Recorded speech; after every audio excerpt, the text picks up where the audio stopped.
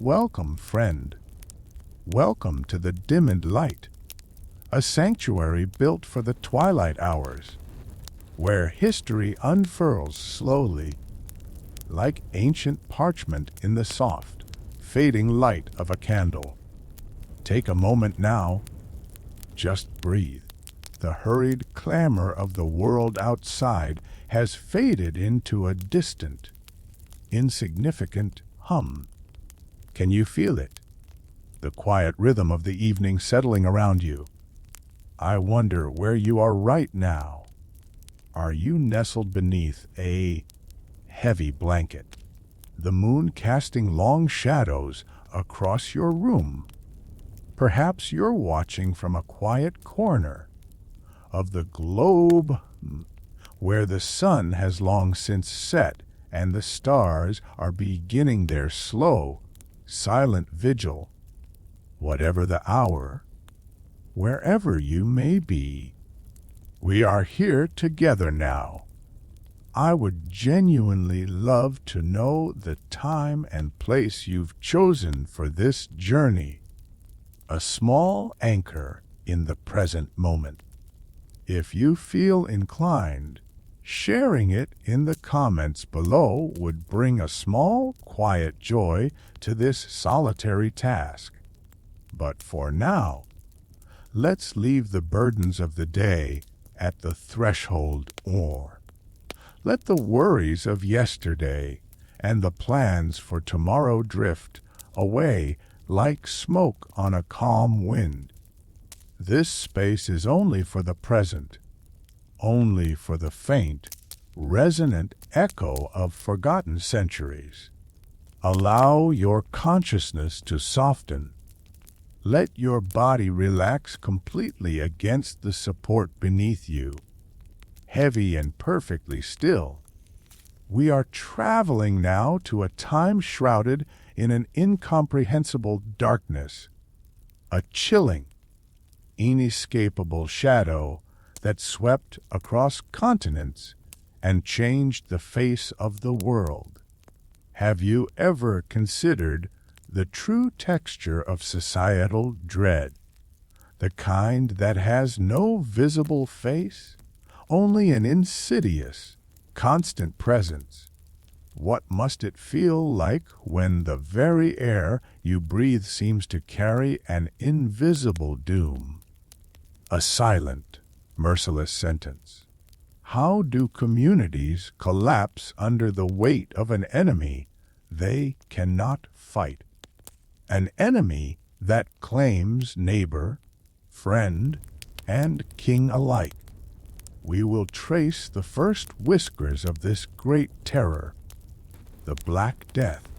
We will look for the tiny seed of disaster planted on the dusty trails of the Silk Road, where East meets West in an unwitting, deadly embrace. We will watch it bloom into a terrifying harvest of despair in the sleepy villages of Europe.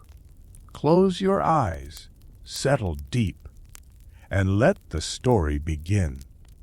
Our journey begins far, far away from the quiet of your room. It takes us back to the early 1340s, to the heart of the vast, dry, and unforgiving steppes of Central Asia. Imagine the silence of that land, a heavy, primal quiet broken only by the grit of sand against leather. This is the artery of the world, the legendary Silk Road, a fragile, dusty thread connecting the luminous riches of the East with the burgeoning markets of the West. It is here, in the secluded burrows of wild rodents, in places untouched by human footsteps, that the unseen enemy slept, a tiny bacterium, Yersinia pestis, waiting for its moment to awaken. It was a silence that preceded a terrifying roar. Now, picture a high summer day, the air thick with heat, and the smell of dry earth and animal sweat. The sky is an endless, merciless blue, pressing down upon the caravans. These aren't just streams of trade. These are slow, moving villages of men, goods, and animals. They carry silks woven with starlight, spices that speak of distant jungles, and porcelain as delicate as a frozen breath. But in the deepest, darkest corners of their cargo, hidden among the precious bales of wool and woven rugs, ride the passengers of doom, the black rat, Ratus, small, agile, and utterly oblivious to its historical role, and clinging to the warm fur of the rat is the flea, that minuscule, hopping vessel, the unwitting conductor of the pestilence. We zoom in now, very close, to the dust motes dancing in a shaft of light in a merchant's tent. The merchant, weary from weeks of travel, wipes the sweat from his brow. He feels a faint, persistent itch on his ankle, a small, forgotten bite. It is nothing, a tiny inconvenience.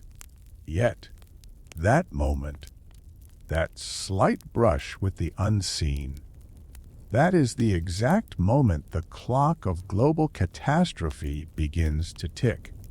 The fever begins subtly, a whisper of coldness in the overwhelming heat, a feeling of profound, crushing exhaustion that no sleep can cure. The merchant attributes it to the bad water or the stress of the journey. His companions notice a change in his eyes, a dullness, a fixed, vacant stare. They move slower. Their laughter fades into anxious silence. The journey continues, the pace agonizingly slow. Every footfall of the camel pushes the plague further west. Every village they pass, every well they draw from, becomes a point of potential contact. The infection is fractal, repeating its pattern on every scale, from the cellular level of the rat's blood to the global level of the trade routes. The pattern remains the same. The unseen contagion jumps silently, without ceremony, without warning. Think of the psychological weight of this initial, unexplained illness. No one has heard this cough before. No one has seen this specific shade of gray beneath the skin. It is an alien horror, utterly outside the bounds of known human suffering. They are reaching the edges of the known world. Now, the shimmering Black Sea. Their destination is Kaffa, a bustling, wealthy trading port on the Crimean Peninsula. Kaffa, a Genoese outpost, a glittering jewel built on commerce. Here, the world's wealth is exchanged, and soon its sorrow will be too. The port is a sensory overload after the quiet steppe. The smell of salt, fish, wine, and human bodies pressed too close together. The noise is a cacophony of languages: Italian, Greek, Tatar, Armenian. The merchants arrive, sickly and few, carrying their compromised cargo. But Kaffa is under siege. The Golden Horde, led by the formidable Khanjani Beg, surrounds the city walls. It is a standard siege, long, frustrating, marked by hunger and skirmishes. But within Janni Beg's camp, a new, terrible affliction takes hold. The disease that traveled the Silk Road has now found the perfect, concentrated host. Men are falling ill with horrifying speed. The fever spikes, sharp and sudden, burning away the spirit. The lymph nodes swell, forming painful, dark, angry buboes, often in the groin, armpit, or neck. These swellings, the eponymous buboes, pulse with an inner heat. They are the outward sign of the inner collapse, the body's failed attempt to fight. The Khan's forces are decimated, not by arrows or swords, but by the invisible, microscopic terror they cannot understand. Panic rips through the siege lines. The sheer volume of the dying is unimaginable. Janni Beg, in a moment of desperate, primal genius, or perhaps pure cruelty, conceives a chilling strategy. He decides to weaponize the pestilence. Imagine the sound of the catapults firing, not rocks, but the putrefying bodies of his own soldiers.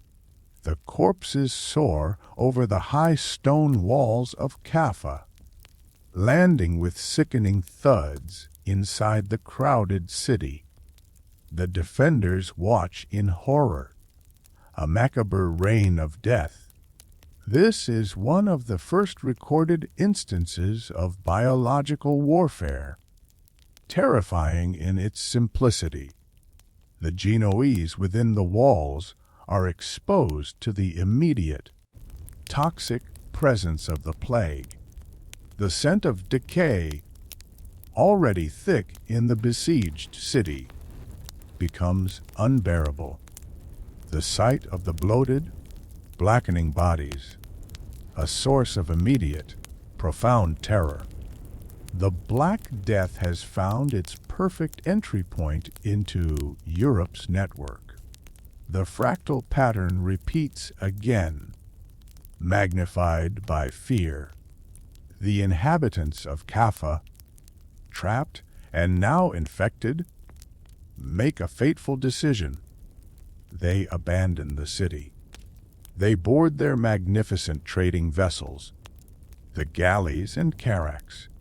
The great ships sail west, seeking refuge, but carrying the lethal stowaways in their hulls. These ships become floating coffins, silent vectors of destruction, as they pull away from the shores of Crimea.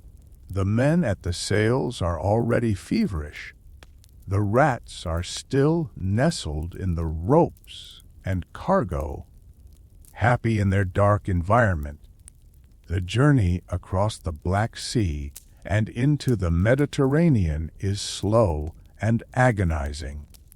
Sailors die below deck, their bodies covered in the telltale, terrifying swellings. The sound of the waves against the hull is the only constant rhythm. Yet the ships sail on, driven by the desperate hope of survivors.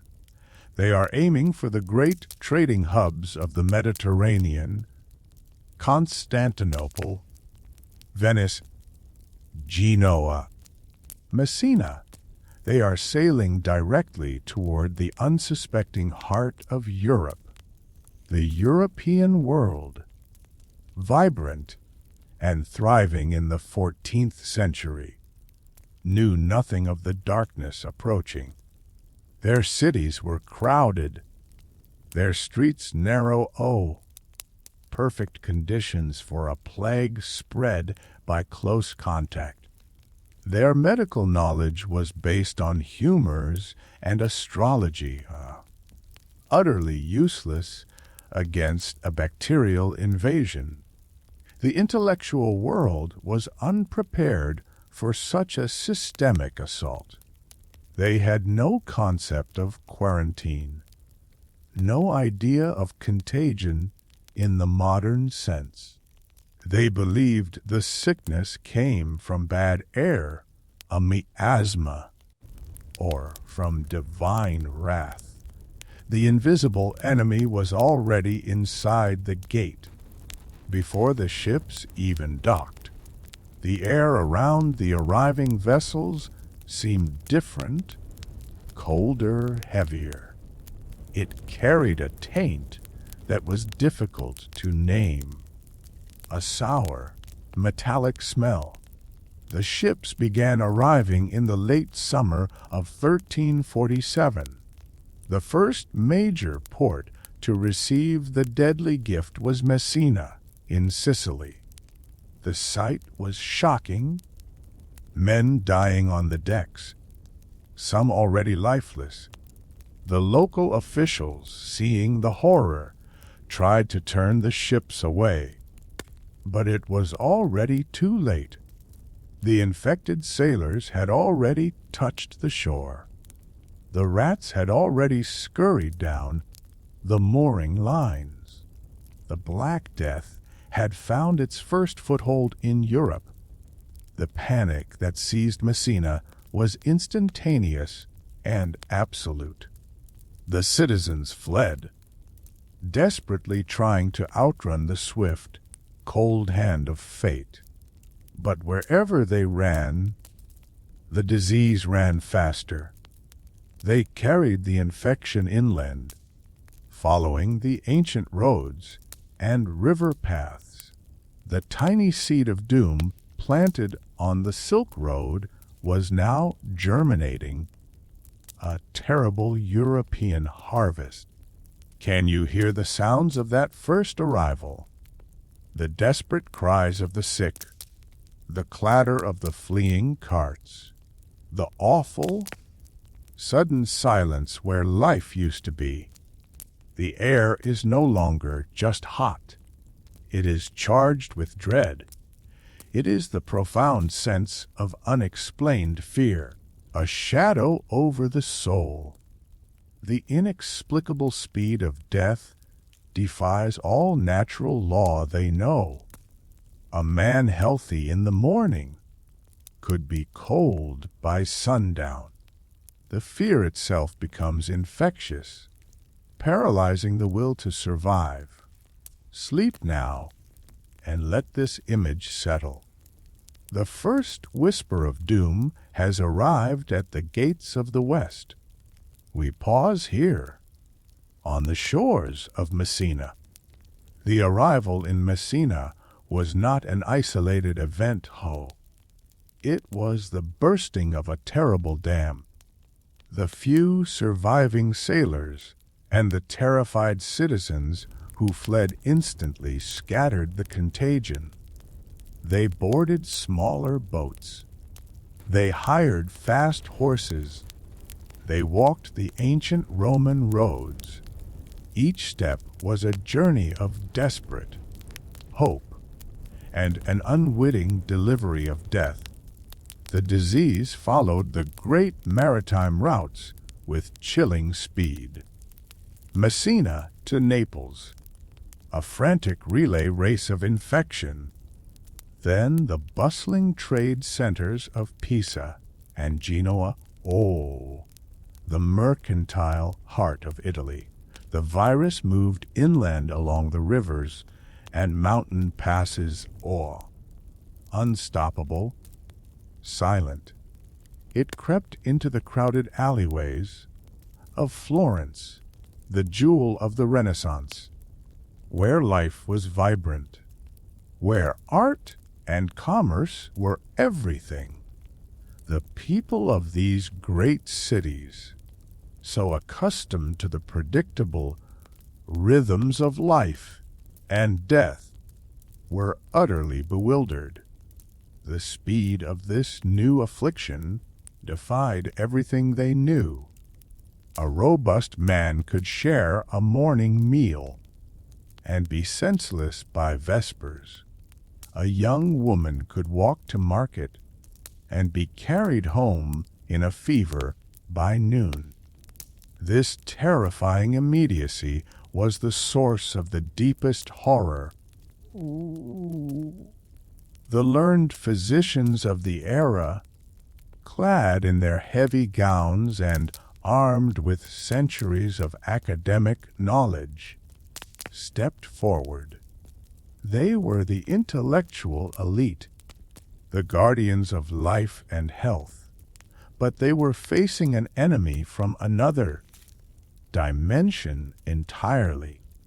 Their wisdom rested upon the ancient foundation of Galenic medicine, the theory of the four humors.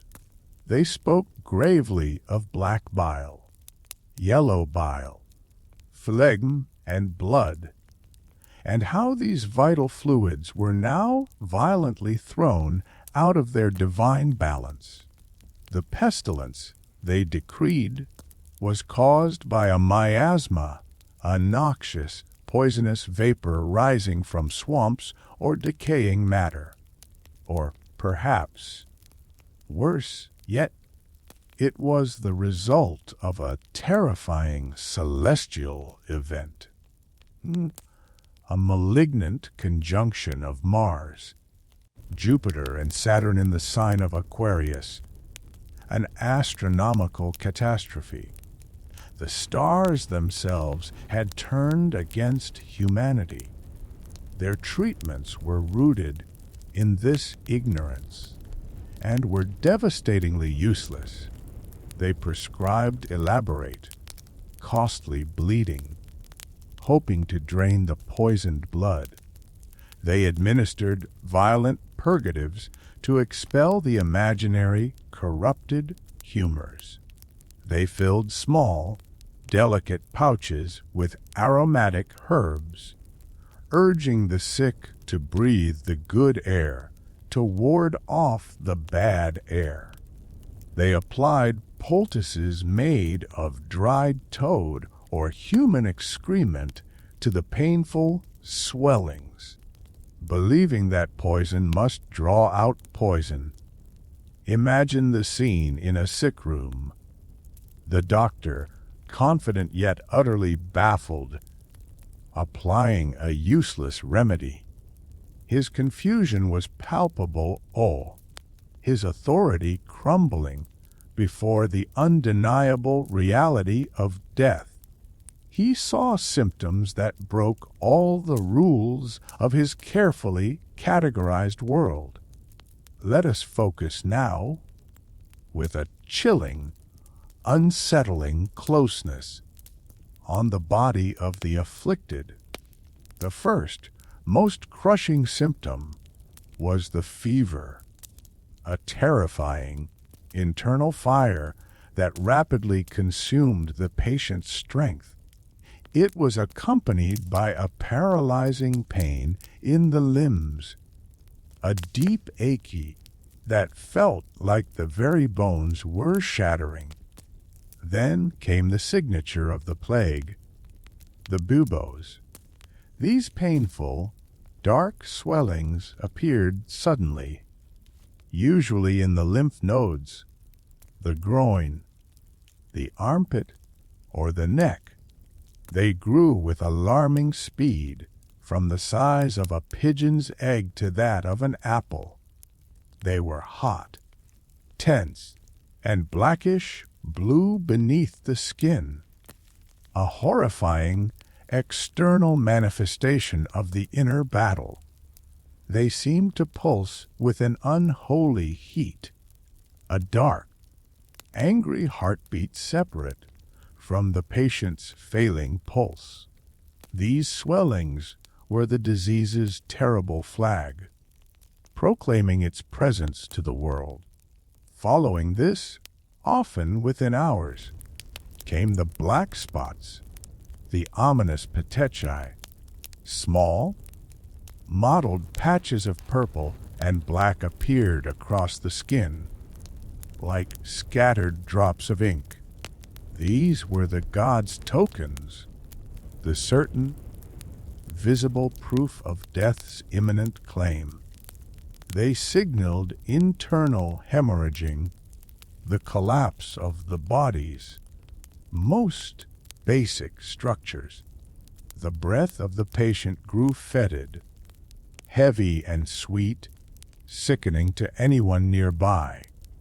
Delirium set in, a nightmare world where the sufferer thrashed and cried out against unseen tormentors.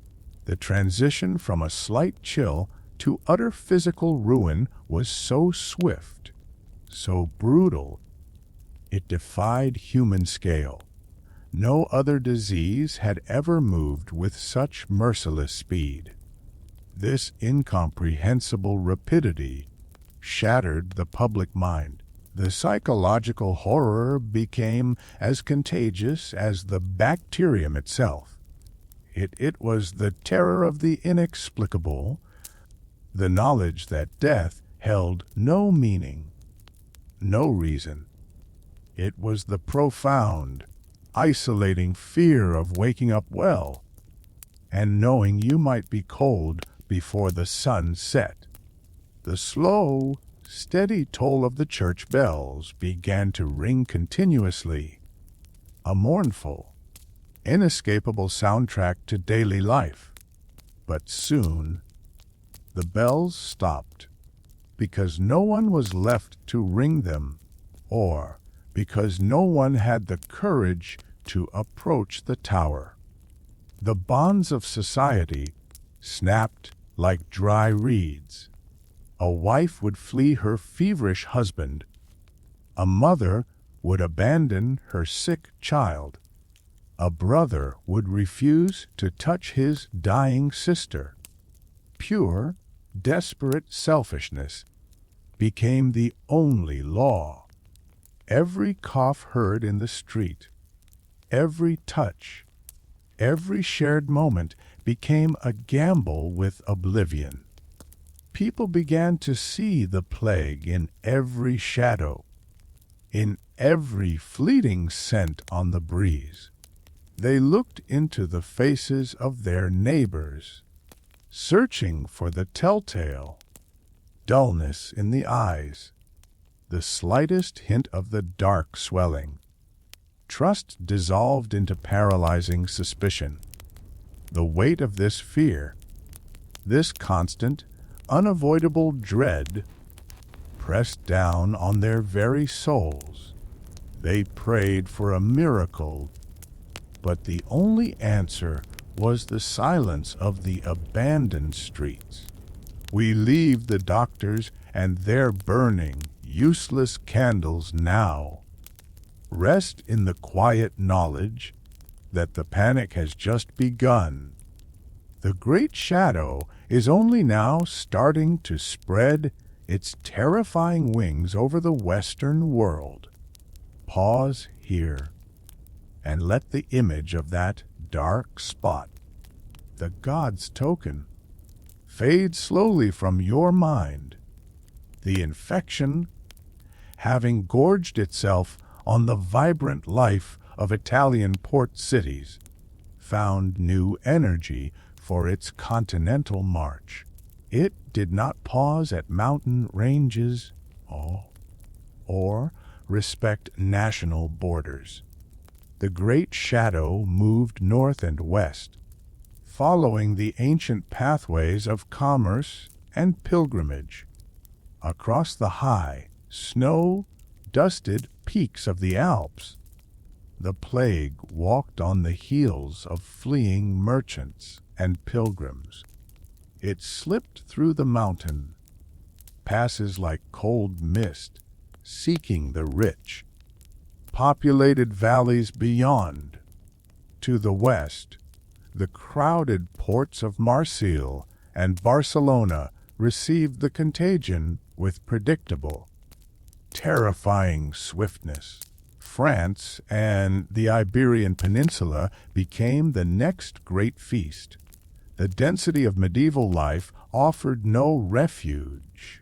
The Rhone, The great rivers, the Rhone, the Seine, the Danube, turned into silent highways of death.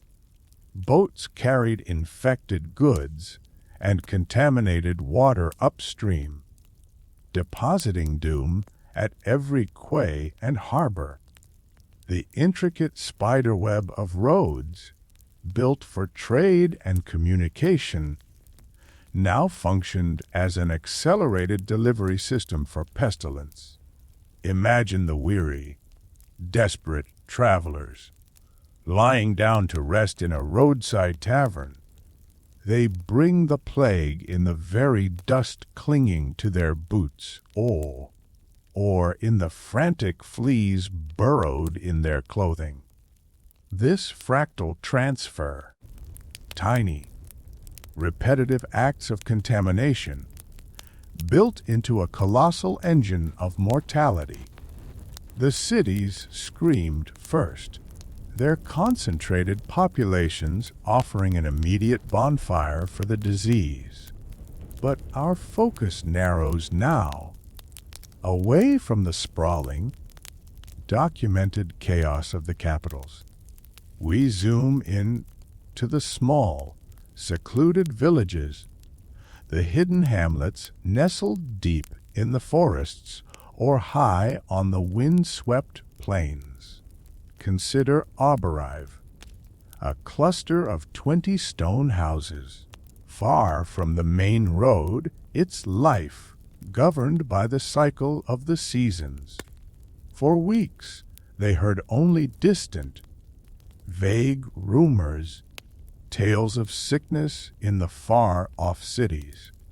They felt a deep, smug sense of security, an ignorant peace. Surely, the calamity of the cities could not touch their simple, godly lives. They continued their work, plowing the fields, tending the livestock, praying with a growing, nervous conviction. This isolation, this belief in their own safety, was the cruelest form of delay. Then, one afternoon, a farmer returning from a distant market town did not look quite right. His eyes were bloodshot. His movements were slow, clumsy. He spoke of an unsettling quiet in the market square. He had just left, a terrible silence where there should have been the clamor of trade. Within 3 days, the farmer was gone, and then his wife, and then the priest who administered the last rites. The disease moved through Auberive not with the rush of a tidal wave, but with the silent, meticulous cruelty of a clockwork mechanism. House by house, family by family, the dark tokens appeared. No one could flee, for where would they go? The nearest village was 2 days' walk, and probably already infected. The true, long-term horror of the plague lay not only in the death of people, but in the death of the fields. The essential rhythm of medieval life, the planting, the tending, the harvest, was utterly destroyed. Who was left to guide the plow? The sturdy oxen wandered free, their yokes scraping uselessly on the dry earth.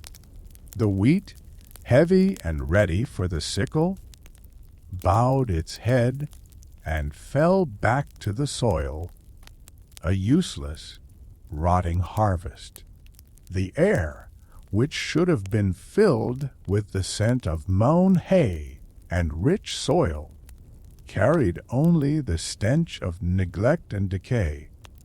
The animals were left untended, pigs grew feral, sheep starved in their pens, the dogs howled incessantly at the vacant sky. The resulting famine was the plague's bitter, predictable aftermath. Those who survived the buboes often faced the lingering, slow death of starvation. Imagine the silence of the countryside, an overwhelming, heavy quiet that swallowed all natural sound.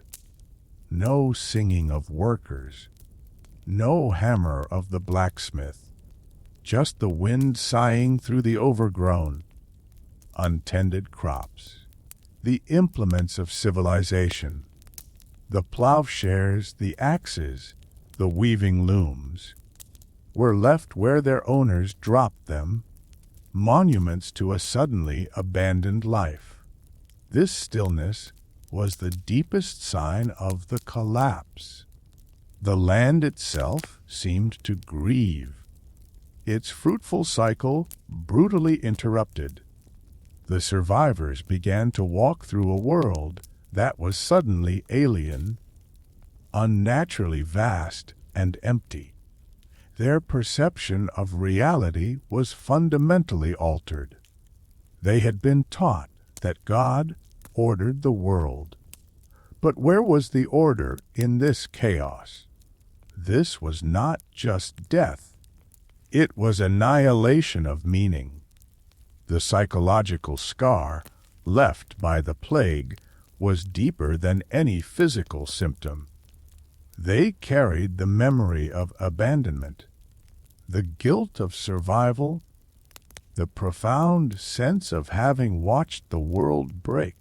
They saw the untended fields and knew that hunger was a guaranteed visitor next winter. They faced a future defined by scarcity, not just of food, but of human connection and trust. The seeds of change were planted in this despair.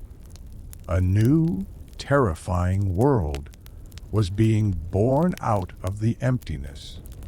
We pause now, in the profound, uneasy silence of the abandoned fields, letting the scale of this ruin settle around you. The plague is only just beginning its sweep across the continent. Rest here, in the quiet. The great tide of contagion, having swept across the mainland, finally turned its gaze toward the island nation of England.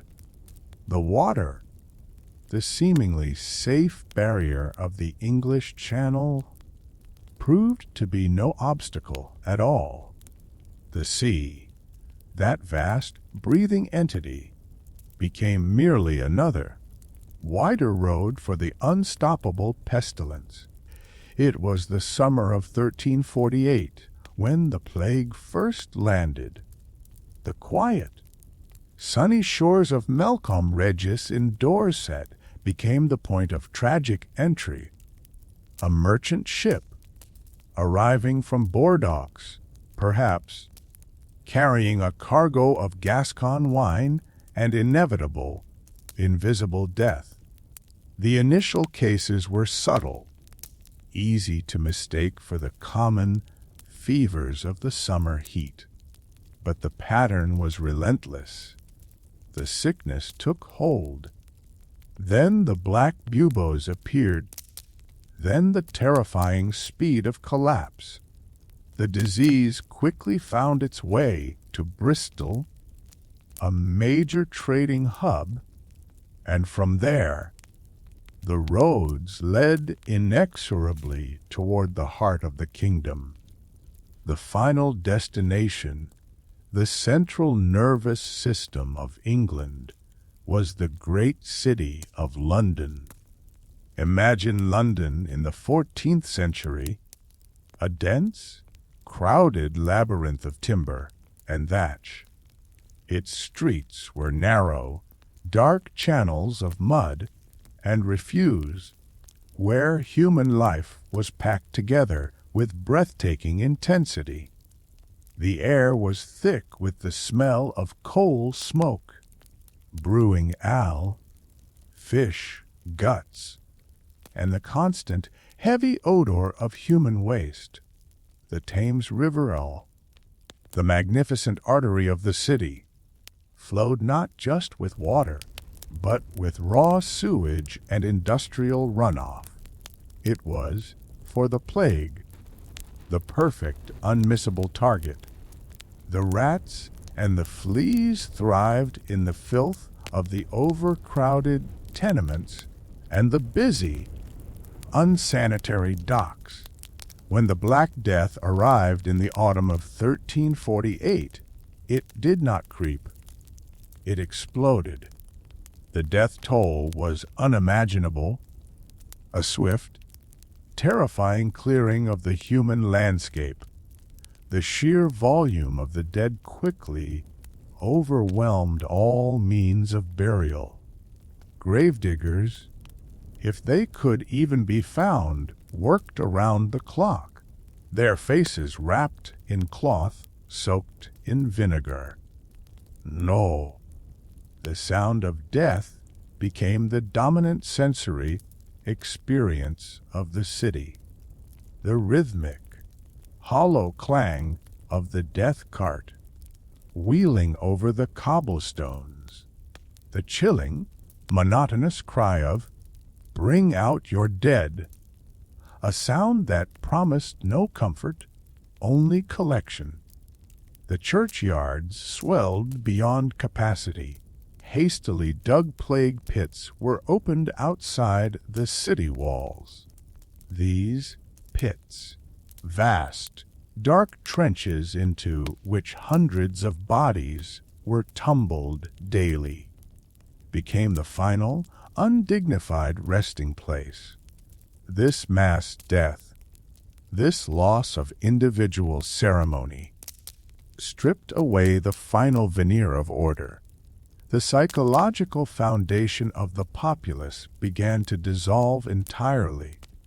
When all else fails, when the priests die, when the doctors are useless, when escape is impossible, the human mind searches for meaning. It searches for blame, for a cosmic answer to the horror. Into this vortex of despair stepped the flagellants. They emerged from the continent, a terrifying, mesmerized tide of religious fervor. These were penitents, men and women who believed the plague was the direct, undeniable judgment of an angry God. Their only hope, they declared, was public, absolute, and painful penance. They marched through the stricken towns in long, silent, hypnotic processions. Their faces were grim, their eyes fixed on some distant, terrible vision. They would stop in the town square, arranging themselves in a rigid, perfect circle. Then, with agonizing, measured movements, they would strip to the waist. They carried heavy scourges, long whips, tipped with iron points or knots. The only sound, the sudden, sickening thwack of the leather against their own raw flesh. A terrible rhythm, the sound of self-inflicted purification. Blood would spatter the stones of the square. A strange, perverse rain of human sorrow. They would chant hymns of judgment and repentance, their voices hoarse with pain and fervor. The spectacle was utterly captivating, hypnotic, a synesthetic assault of sound, movement, and the coppery smell of fresh blood. To the terrified populace, watching from their windows, this seemed like the only logical response left. This was a physical answer to a spiritual question. But the fear also turned outward, a desperate need to externalize the evil. If it was not God's judgment, they reasoned, then it must be the deliberate malice of man. This terrifying logic fueled a deadly wave of scapegoating. Whispers began, insidious, dark rumors spreading faster than the plague itself. The wells have been poisoned. The air has been deliberately corrupted. The sickness is not natural. The targets were the most vulnerable, the outsiders, those already marginalized by society. Across Europe, but intensifying now in the panic-stricken north, the Jewish communities became the focus of this murderous paranoia. They were accused of deliberately contaminating the water supply, of conspiring with the devil to destroy Christendom. The resulting violence was immediate, brutal, and unspeakable. The terror of the plague was momentarily eclipsed by the human terror of the mob. Entire communities were destroyed in paroxysms of fear and misplaced fury. The darkness that fell over Europe had two faces: the invisible disease and the visible, sickening cruelty of desperate men. We pause here, in the square, with the sound of the scourges and the awful silence of the marginalized. Let the unsettling memory of mass hysteria settle softly in the quiet. The collapse of society was mirrored, agonizingly, by the collapse of the spiritual pillar, the Holy Church. For centuries, the Church had provided the only real structure, the only promised meaning. In a difficult world, it held the keys to salvation. It offered comfort in suffering. It dictated the solemn rituals of passage. But now, the Church itself was falling victim to the universal, merciless scythe. The clergy, by virtue of their duty, were the most exposed. They were the ones who still dared to approach the sickbeds, to offer the final, desperate comfort of the last rites. They were bound by sacred vows, vows that now became a direct invitation to contagion. Priests, monks, and nuns were dying at a rate far exceeding the general population. In some monasteries, the entire community was wiped out within weeks, leaving behind silent, desolate stone structures. The bell towers stood mute, the heavy iron bells unswung, because there was no hand left to pull the rope. The deep, liturgical hum of daily life ceased entirely. Oh, imagine the silent despair of a dying man, his fever raging, his body covered in the black tokens. He calls for a priest, for the essential sacrament of confession and absolution. But no one comes. The priest in the next parish is himself feverish, or perhaps already buried in a shallow, unmarked pit. The spiritual terror of dying unshriven, without the final cleansing of sin, was perhaps worse than the physical pain. It meant not just death, but the terrifying prospect of eternal damnation.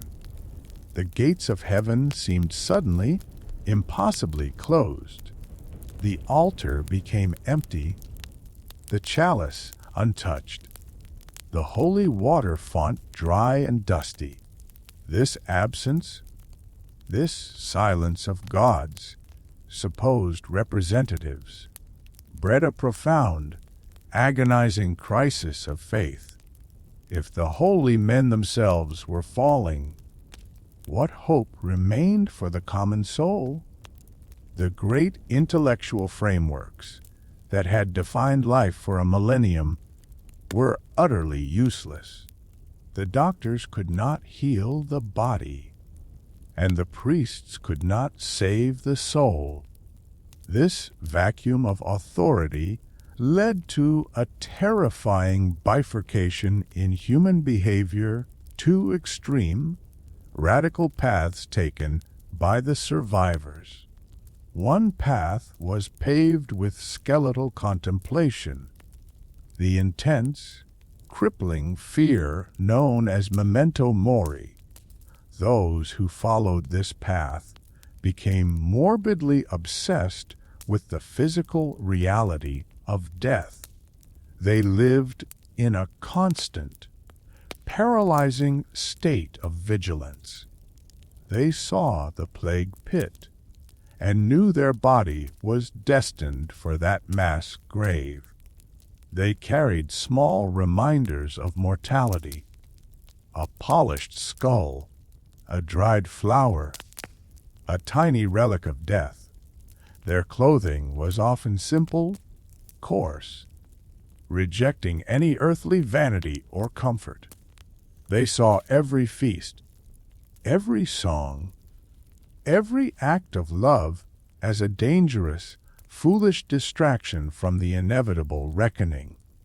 They became ascetics, living in self-imposed isolation, punishing their bodies with fasts and icy baths. They were defined by the weight of their own conscience, seeking purification through constant, fearful introspection. Their gaze was fixed only on the grave, a cold, dark anticipation of their own demise. The other path, diametrically opposed, was a reckless, magnificent, and terrifying hedonism. If death was unavoidable, if the judgment of God was random and merciless, then why not seize the moment? This philosophy was encapsulated by the phrase eat, drink, and be merry, for tomorrow you shall die. They became the party-goers of the apocalypse, retreating to secluded villas or forming tight, isolated groups of pleasure. Imagine the scene: silk, gowns, tables overflowing with spiced wine and rich, forbidden food. Music played loudly, frantically, a desperate, distracting sound against the silence of the dying city outside. They told bawdy stories. They mocked the pious and the fearful. They engaged in drinking bouts and amorous excess, deliberately and defiantly breaking every moral law. They believed that physical pleasure could somehow, magically, ward off the corrupting miasma of the sickness. Their motto was speed. Speed of pleasure, speed of consumption, speed of life before the swiftness of death. They embraced the synesthetic overload, the strong taste of wine, the perfume of expensive oil, the warmth of human touch. It was a frantic, magnificent dance on the edge of the pit. The contrast between these two groups was stark, illuminating the total breakdown of societal norms. The self-flagellating ascetic on one side, the laughing, wine-stained hedonist on the other. Both were reactions to the same existential horror. Both were attempts to impose meaning on a meaningless catastrophe. The Black Death was not just a plague of the body. It was a plague of the mind. It forced a sudden, terrifying confrontation with the absolute arbitrariness of fate. No amount of goodness, no amount of wealth, no amount of learning could buy a single extra hour of life. The survivors, witnessing these extremes, felt their own identities dissolving. They walked through a dreamlike landscape where time had lost its meaning. The future was gone. The past was irrelevant. Only the immediate, dangerous present remained. We leave the noise of the hedonists and the silent tears of the penitents now. Rest in the quiet contemplation of how quickly structure and meaning can vanish. The world is utterly redefined whole, forever altered by the Great Mortality. Pause here, in the unsettling space between reckless abandon and fearful prayer. The profound shockwave of the Black Death did not stop at the edge of life. It imprinted itself deeply into the culture of the survivors. Art and literature, the enduring mirrors of the human soul, began to reflect the chilling, new reality with stark honesty. The focus shifted violently away from the radiant, idealized forms of religious bliss toward the grim, inescapable certainty of decay. The great artistic theme of the era became the Danse Macabre, the dance of death. Imagine this visual spectacle, a long, rhythmic procession depicted on church walls or in illuminated manuscripts. Every level of society is represented in a chain. The Pope, the Emperor, the peasant, the child, and between each figure, linking them all together, is a grinning, skeletal corpse. The skeleton, personifying death, dances them all into the grave with macabre, joyful mockery. This was a terrifyingly democratic vision, a visible assurance that the plague was the great equalizer. Wealth, power, and piety offered no shield against the skeletal dancer. The message was brutally simple: your earthly status means nothing. You are next. This art was a synesthetic experience. The sight of the decaying figures seemed to bring the clammy smell of the grave closer. It was a constant public meditation on the frailty of life. Literature, too, took on a darker, more pragmatic edge. Writers like Boccaccio, in his seminal work, The Decameron, used the plague as the dramatic backdrop. His setting? A group of young, wealthy Florentines escaping the city's horror to a secluded villa, perfectly captured the spirit of detached hedonism we discussed. But the stories they tell are full of human wit, vice, and resilience, a quiet assertion of life's continuing struggle against death's shadow.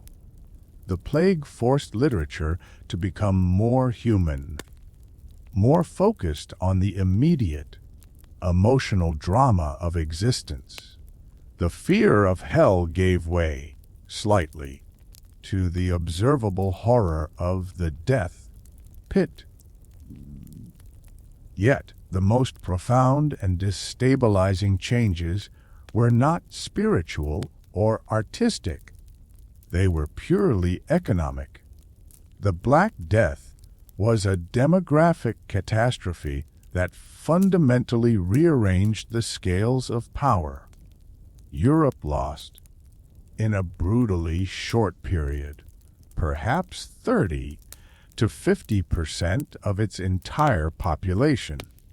Think of the immediate, tangible consequence of this staggering loss: a sudden, catastrophic scarcity of labor.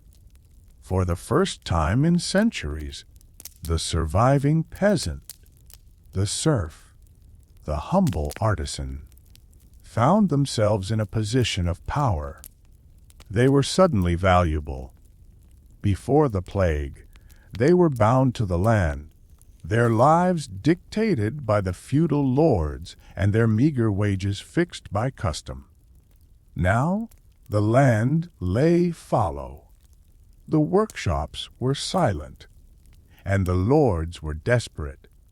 A surviving peasant could now walk away from his manor and immediately demand higher wages and better conditions elsewhere.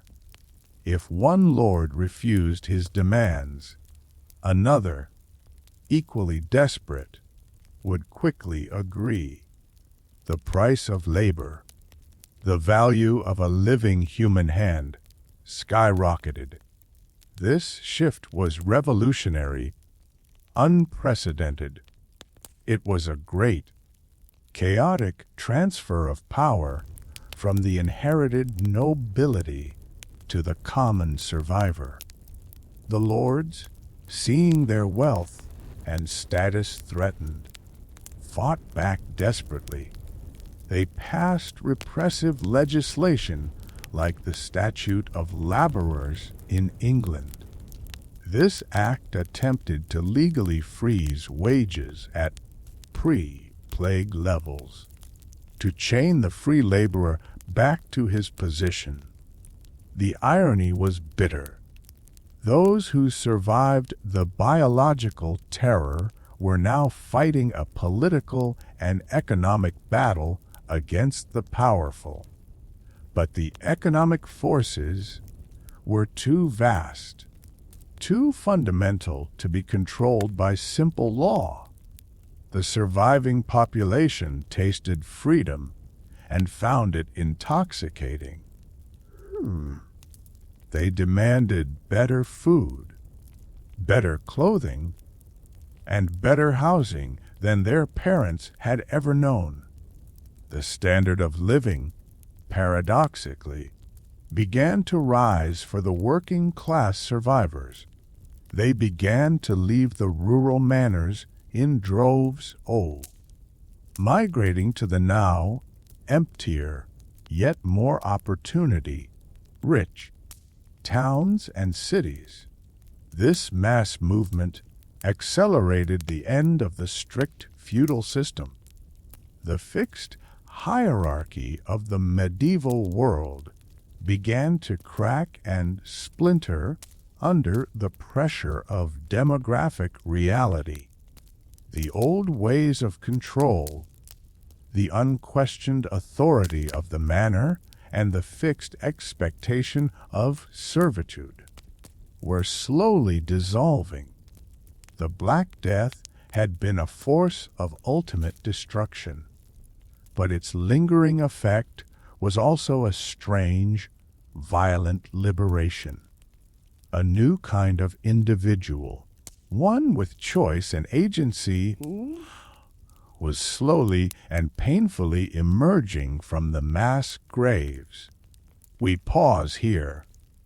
In the sudden, unsettling silence of the empty fields, listening not for the death toll, but for the quiet, rising murmur of the common man's demands. Rest now in the contemplation of this great, chaotic pivot point in history. The sheer scale of the initial catastrophe forced a brutal, practical reconsideration of life and death. The reliance on celestial alignments and humors began to erode, replaced by a harsh, undeniable observation of the facts. If the disease was not only divine judgment, perhaps it was something closer, something that could be avoided or managed. A new, pragmatic wisdom started to emerge, born not in the universities, but on the docks and in the besieged city councils. The survivors, witnessing the pattern of contagion, began to understand that the sickness followed the movement of people and goods. It was not the bad air alone. It was the proximity of the sick. This painful realization gave birth to the foundational concept of modern public health, the quarantine. The term itself, quarantina, came from the Venetian dialect, meaning 40 days. Imagine the scene in the vibrant port of Venice, a city built entirely on trade and naval power. The officials there, keenly aware of the devastation, acted with a chilling, necessary foresight. They decreed that any ship arriving from an infected or suspect port must anchor offshore. It must wait, rigidly, for 40 agonizing days before any passenger or cargo could touch the sacred soil of the city. This period of isolation was an act of profound, communal self-preservation. The ships, floating like silent, watchful sentinels, waited out their time in the lagoon. The boredom and the tension on board must have been unbearable. Every cough, every feverish look a potential death sentence. The quarantine system was brutally enforced, an early sign of the state asserting its authority over the movement of its citizens for the collective good. Alongside quarantine, the necessity of hygiene, primitive yet crucial, began to dawn. The cities, overwhelmed by the stench of the unburied and the filth of the streets, started to implement basic, life-saving measures. City officials, now called syndics or health boards, took control of sanitation. They ordered the removal of refuse, the burial of the dead in deep, remote pits, and the cleaning of the most egregious public spaces. They used strong, smelling fires of aromatic wood, believing the smoke would purify the corrupted miasma in the air. They created specialized spaces, hospitals dedicated solely to the sick, separating the infected from the main population. These were crude efforts, but they marked a radical departure from passive acceptance. It was the first flicker of humanity actively fighting back against the invisible enemy, not just praying for deliverance. This new pragmatism also filtered into the medical community, slowly eroding the authority of the ancient texts. Doctors began to rely less on philosophical argument and more on direct observation. They started keeping records, crude but necessary tallies of symptoms, ages, and deaths. This was the birth of epidemiology, the tracking of disease patterns. The famed A-plague doctors emerged, figures of terrifying, symbolic power. They wore their protective, heavy leather coats, their faces concealed behind the eerie, bird-like mask with glass eye holes. The long beak was filled with strong herbs, thyme, mint, camphor, meant to filter the miasma and protect the wearer. The sight of the plague doctor was a synesthetic warning. The strange silhouette, the smell of the strong herbs, the chilling knowledge of their purpose. They carried a long wooden stick, used to examine the patient, to prod the buboes due, without risking direct, fatal touch. They were grim, necessary figures, representing the final, desperate attempt of science to intercede. The creation of these special health boards was a quiet revolution in governance. Before the plague, such matters were left to the church or the individual. Now, the secular authorities were forced to organize budget and enforce public policy on a massive scale. They had to manage the dead, regulate the living, and negotiate the impossible demands of trade and safety. This was the slow, difficult forging of the modern state's responsibility to its citizens' health. The concept of the common good, of shared destiny, was tragically learned through shared suffering. The great universities themselves began to change. The rigid adherence to Galen and Hippocrates was questioned cautiously at first. Scholars noticed the discrepancy between the ancient wisdom and the horrifying, visible reality of the plague. They began to dissect bodies, defying centuries of religious prohibition in a desperate search for physical truth.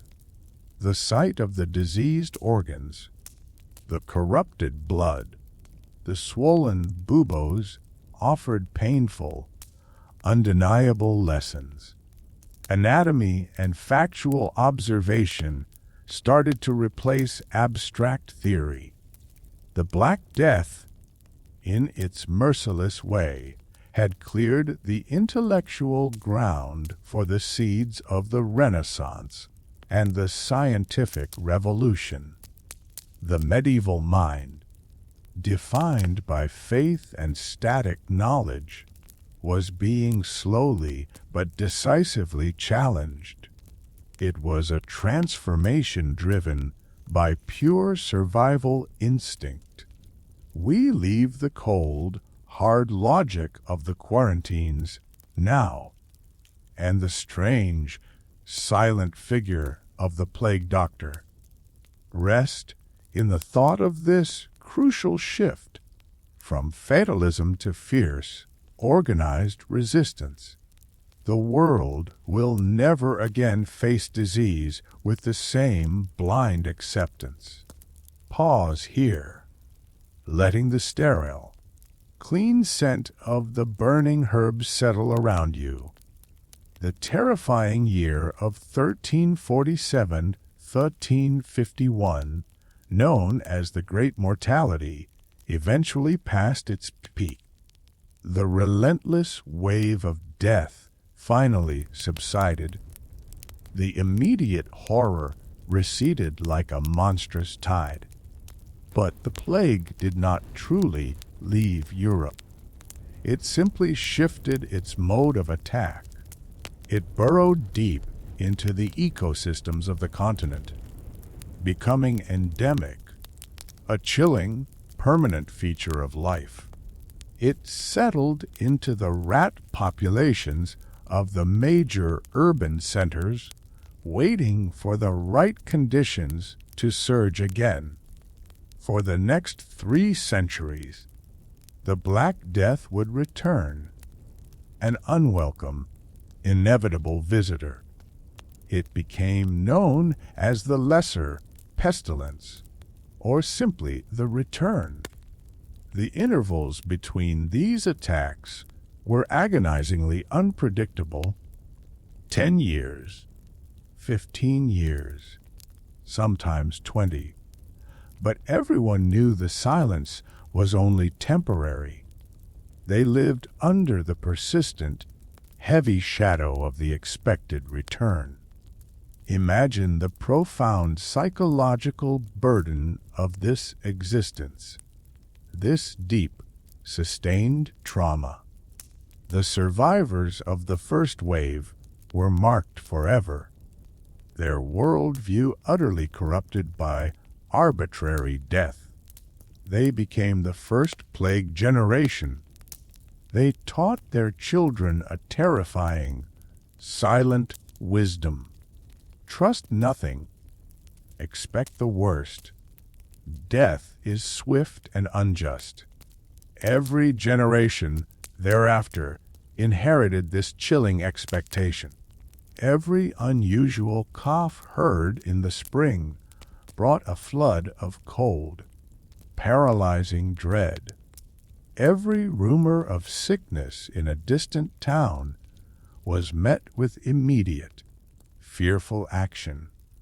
The fear was fractal, repeating itself in every household, every season, every lifetime.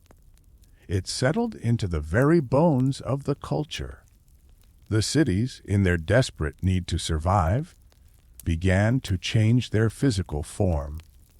The old, crowded, timber-framed labyrinth of the medieval past proved to be a perfect incubator for the pestilence. The lessons of sanitation and air quality, however primitive, led to permanent urban renewal efforts. City planners began to implement wide, straight boulevards. They were seeking not only beauty, but also space, a breathing room for the air to flow freely. The narrow, dark alleyways, the ancient havens for rats and filth, were slowly, painstakingly replaced. Stone began to replace timber as the primary building material. Stone houses were cleaner, less susceptible to infestation, harder for the rodents to colonize. The smell of freshly cut stone and lime mortar was the scent of fearful modernity. New plague hospitals, known as lazarettos, were built far outside the city walls. These were vast, functional complexes designed purely for isolation and containment. They were surrounded by high walls and moats, emphasizing the terrifying separation of the sick from the healthy. The sight of a lazaretto on the horizon was a constant, sober reminder of the city's necessary vigilance. Similarly, cemeteries were moved away from the crowded churchyards at the heart of the city. Vast, designated burial grounds were established outside the gates. This was a practical acknowledgement that the dead, too, needed to be managed for the sake of the living. Domestic life itself was irrevocably altered by the constant threat. Isolation became a learned, reflexive behavior. Wealthy families, at the first sign of a returning epidemic, would immediately lock down their homes. They would brick up the lower windows, sealing themselves in with provisions and a small, trusted circle of servants. This act of self-imposed quarantine was known as shutting up the house. The atmosphere inside these sealed homes was tense, a strange mixture of privilege and claustrophobia. They lived in a bubble of fearful, unnatural silence, listening for the sounds of the dying city outside. The windows of the plague years were often covered with heavy, waxed cloth, muffling the sounds of the street. For the poor, isolation was impossible. They could only rely on flight or fatalistic acceptance. The use of preventative charms and scents became commonplace. People carried pomanders, small, perforated boxes filled with musk, ambergris, or potent herbs. The sweet, cloying scent was a weak shield against the imagined bad air. The smell of camphor and vinegar became synonymous with survival. The micro-zoom on a closed window reveals a society holding its breath. The fractal pattern of the disease continued to influence governance. Health boards, once temporary, became powerful, permanent institutions. They hired specialized officers who enforced quarantines and inspected food markets. These officials wielded immense, often terrifying, power in times of crisis. They could force entry into homes, condemn entire streets, and sentence non-compliant people to isolation. The trade-off was clear individual liberty for communal safety. This established a legal precedent for state intervention in private life that would endure for centuries. The official response was now characterized by speed and ruthless efficiency. The cities were prepared, waiting for the sound of the bell that announced the reappearance of the black tokens. The populace learned to read the signs the sudden scarcity of food, the rising price of vinegar, the eerie silence of the marketplace.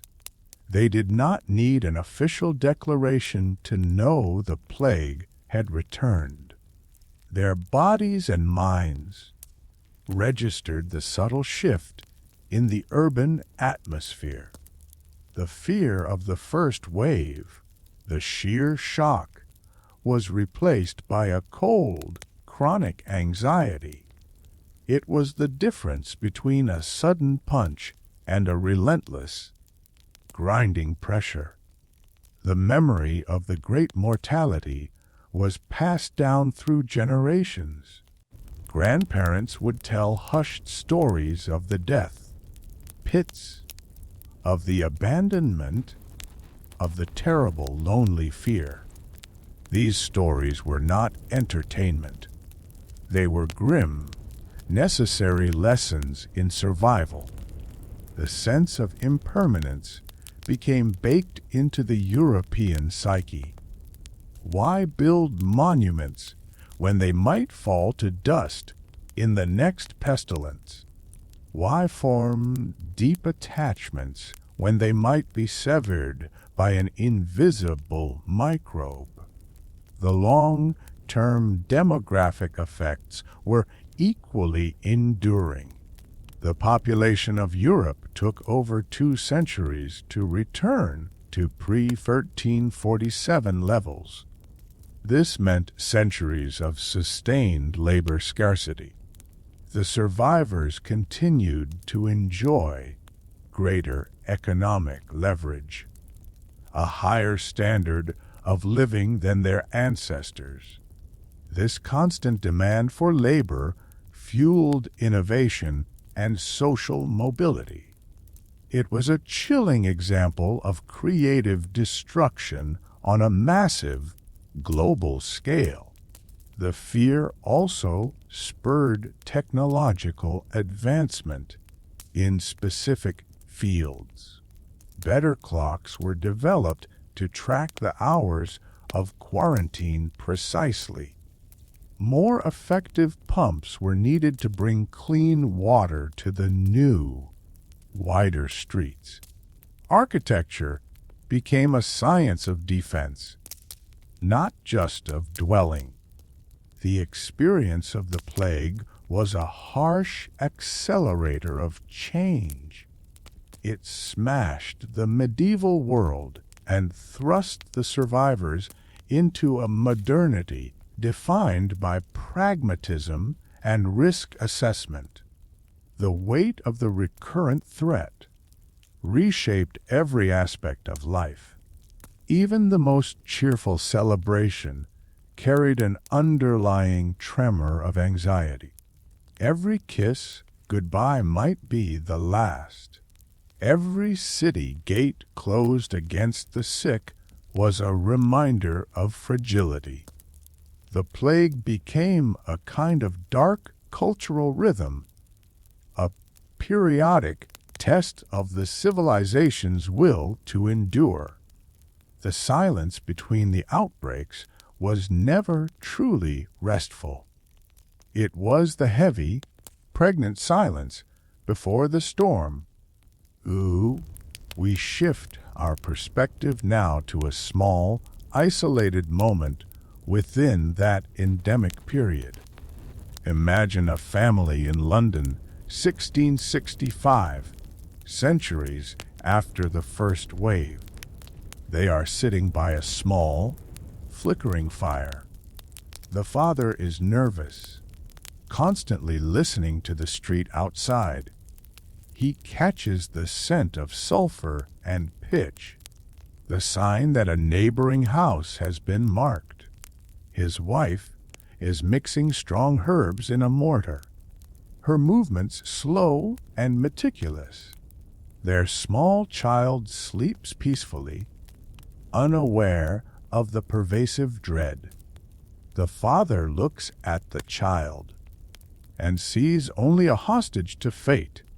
He knows the protocols, he knows the quarantine procedures, but he also knows the ultimate futility of all human effort against the flea and the microbe. His heart carries the accumulated terror of 300 years. This sustained psychological toll is the plague's ultimate legacy. It is the knowledge that the darkness is always near, just dormant, that the world is not stable, but balanced on the point of a pin. We leave this quiet, anxious room now, leaving behind the heavy scent of burning herbs and the low, fearful whispers. The atmosphere is one of profound, resigned vigilance. The plague is no longer a surprise. It is an expectation. The great shadow remains a familiar guest who visits every generation. We drift now, letting the weight of this chronic fear gently press upon our own awareness of history. The silence is punctuated only by the occasional, distant cough. The world is smaller, more dangerous, but also strangely more aware. This awareness is the final, haunting gift of the Great Mortality. Pause here and sense the pervasive, deep-seated anxiety. The architectural solutions are in place, but the fear is not. Sleep deeply, knowing that the vigilance of the past created the safe spaces of today. Let the image of the permanent lazaretto fade into the quiet. This persistent, threat redefined civilization. The lessons are etched in the stones of every city. Rest in the knowledge of the long endurance. The trauma of the Black Death did not remain confined to history books or doctors' ledgers. It became deeply woven into the very fabric of European cultural memory, passed down in whispers and, strangely, in the rhymes of children. The Great Fear was domesticated, transformed into folklore, an insidious presence in the games played in the newly wide city squares. Consider the common nursery rhyme, "Ring a ring o' roses." It sounds innocent, a simple dance for happy children, but its verses carry the haunting, unmistakable language of the pestilence. Ring a ring o' roses, perhaps a reference to the rosy, red rash that was an early telling symptom.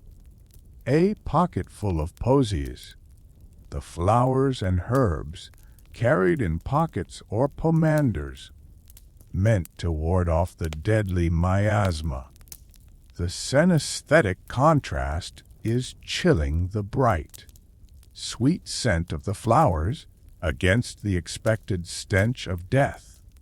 Adishu, adishu, the sound of the violent sneezing and coughing that often marked the fatal respiratory form of the disease. And the final, inevitable line, "We all fall down," a sudden collective collapse. The dark, arbitrary end that defined life for 300 years. It is a song of death disguised as a game of life. The children, unknowingly, enacted the fate of their ancestors in their joyful play. This quiet incorporation of horror into innocence is a testament to the plague's lasting psychological grip. It shows how the trauma was internalized, accepted as part of the normal human condition. The collective memory was dark, but it was also enduring. The fear settled into proverbs, into superstitions, into the fixed rituals of daily life. If a dog barked too long at the empty moon, if the clock stopped suddenly at midnight, these were seen as ominous signs. They were hints of the darkness that lay just beneath the surface of reality. The world had become a place where the rules of order could break without warning. Even as the centuries turned, the plague's presence remained a cyclical terror. It taught Europe to expect periodic, violent culls. The 17th century brought two of the final, devastating outbreaks to Western Europe. In 1665, London was struck by the Great Plague, a recurrence that mirrored the horrors of the 14th century.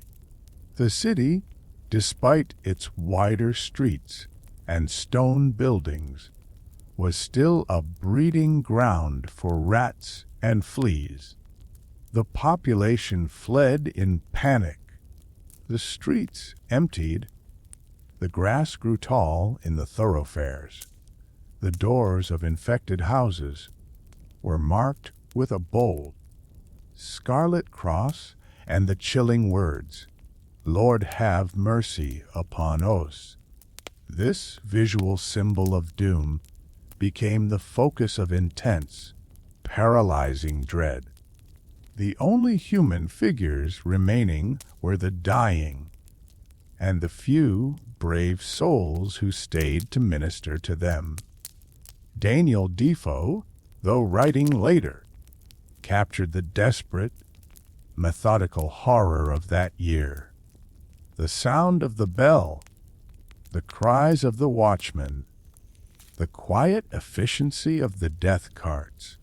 It was a grim, final demonstration of the plague's terrible power over the largest city in the West. Then, decades later, came the last great European outbreak, the Great Plague of Marseille in 1720. This event marked the final, desperate flare of the Black Death's long, bloody tenure in the continent.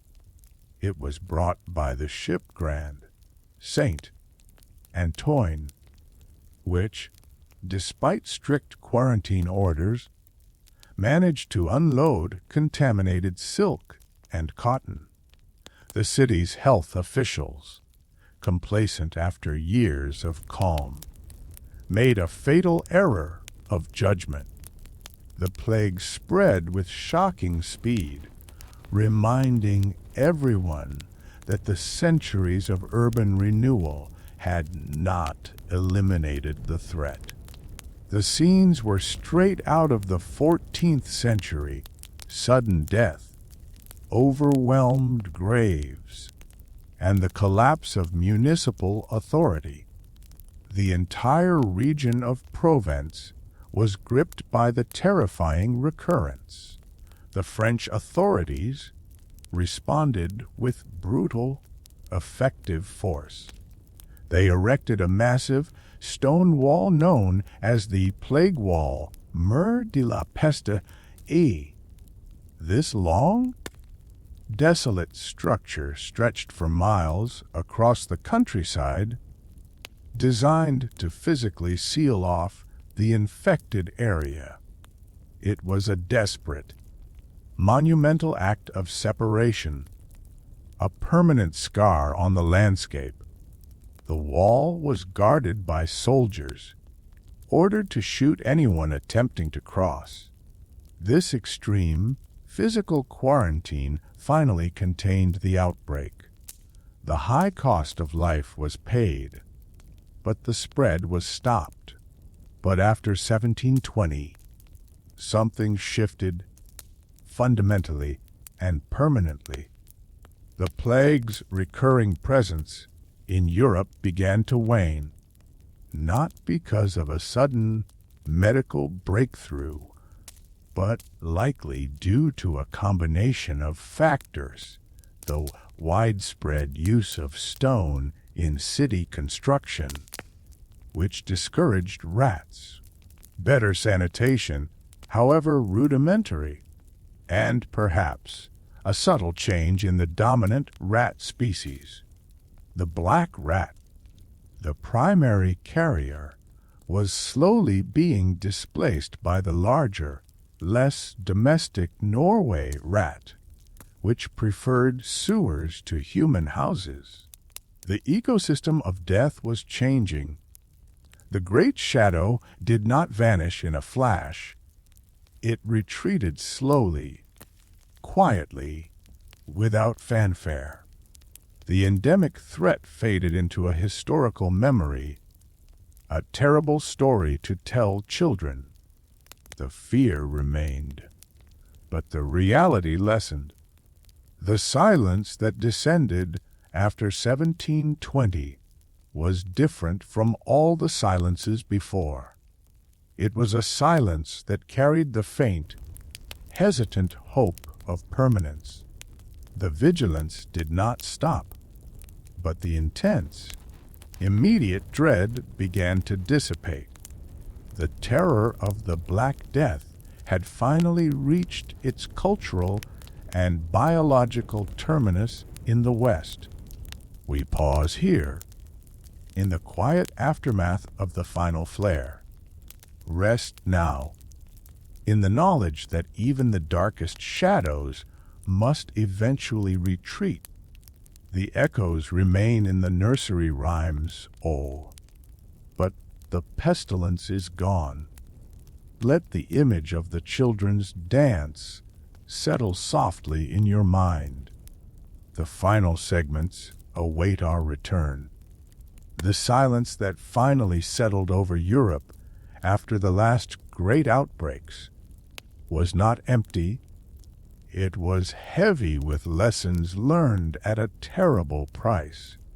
The biological terror had retreated, but the intellectual landscape was forever scarred and strangely fertile. The 3 centuries of relentless death had utterly dissolved the unquestioning faith in the medieval order. The failure of the established powers, the scholastic doctors, the remote clergy, the unseeing nobility, was undeniable and permanent. Their inability to explain or stop the horror had created a profound, structural crisis of authority. The human mind, facing a universe suddenly revealed as arbitrary and cruel, was forced to turn inward, to search for answers in a new, unholy place. It turned to itself. This painful introspection was the essential crucible for the philosophical shift known as humanism. The focus moved decisively from the divine plan, the remote, incomprehensible will of an angry God, to the tangible potential of man. If the afterlife was uncertain and life so terrifyingly brief, then this life, this moment, became infinitely precious. The ancient Greek and Roman focus on human achievement, rationality, and beauty suddenly resonated with the survivors' desperate need for meaning. The medieval memento mori, the constant reminder of death, began to subtly transform. It evolved not into the recklessness of hedonism, but into a determined carpe diem, a sober, focused commitment to live and create while the short time allowed. They sought fame on earth, not just salvation in heaven. They began to build, to paint, to write with a fierce, almost frantic energy, a defiant assertion of human capacity against the backdrop of universal doom. The artists and scholars of the Renaissance embraced anatomy, perspective, and classical learning. They did this not out of abstract curiosity, but out of a desperate need to understand the material world that had betrayed them. The dissection table, once a forbidden sight, became a necessary altar of knowledge. The economic shifts we noted earlier reinforced this intellectual revolution. When labor is scarce, the individual laborer is valuable. The peasant and the artisan, now able to command a higher price and choose their own destiny, became an economic force. This increased individual agency translated directly into social and political thought. If a man's hands and mind were so valuable that they could defy the Lord's law, then surely his political opinions mattered too. The rigid caste system of feudalism was broken not by philosophers, but by a demographic reality that valued the living individual. The idea that a man could rise through merit, rather than solely by birthright, was an essential concept of the nascent modern world. The plague was the ultimate merciless social mobility tool. This new emphasis on the human and the empirical was the direct seed of the Enlightenment. The health boards, those early, pragmatic administrative bodies, demonstrated that organized human action could mitigate disaster. They proved that observation and measurement, counting the sick, tracking the dead, enforcing distance, were more effective than prayer alone. The fractal pattern of the intellectual shift repeated itself, from the immediate problem of contagion to the universal application of rational thought. Science was born from the necessity of public health. Think of the great thinkers of the 17th and 18th centuries. Descartes, Locke, Newton. Their emphasis on reason, empiricism, and observable facts was the long-delayed response to the plague's profound absurdity. They were, in a sense, trying to create an intellectual fortress strong enough to withstand the next unpredictable catastrophe. They sought to replace the chaos of the plague years with the elegant, predictable order of mathematics and reason. The very nature of compassion and community was redefined. While the initial plague years were marked by flight and abandonment, the recurring nature of the threat forced a new kind of social contract. The community realized that if one house was sick, the entire town was at risk. This led to the powerful notion of public good, the realization that mutual survival required mutual responsibility. The state, for the first time, was fundamentally expected to protect its citizens from biological threat. It was a harsh, contractual form of empathy, born of fear, but resulting in a more structured, resilient society. The immense, sudden loss of life made every surviving person's story matter more. The sense of continuity, of lineage, was so brutally severed that the act of simply living became a heroic struggle. The world had become a quieter, emptier place, but the individual voice within that silence was amplified. The quiet determination to master the material world, to paint a better fresco, to design a cleaner city. This was the ultimate, enduring legacy of the Black Death. It was the slow, painful awakening of the Western mind from 1,000-year sleep. We leave the cold statistical truth of the plague now and enter the warm, uncertain glow of human possibility. Rest in the thought of the mind's final victory over the fear of the unknown. The great darkness did not destroy the world, it clarified it. The lessons of the plague are etched in the architecture of our thought. Pause here, on the cusp of the scientific age. Let the image of the human face, full of renewed potential, settle softly in your mind. This profound shift elevated the individual. We have only 4 segments left to complete our story. Sleep deeply now, as the world begins to value human life anew. The philosophical clarity achieved during the Enlightenment provided the foundation for a greater, more tangible breakthrough.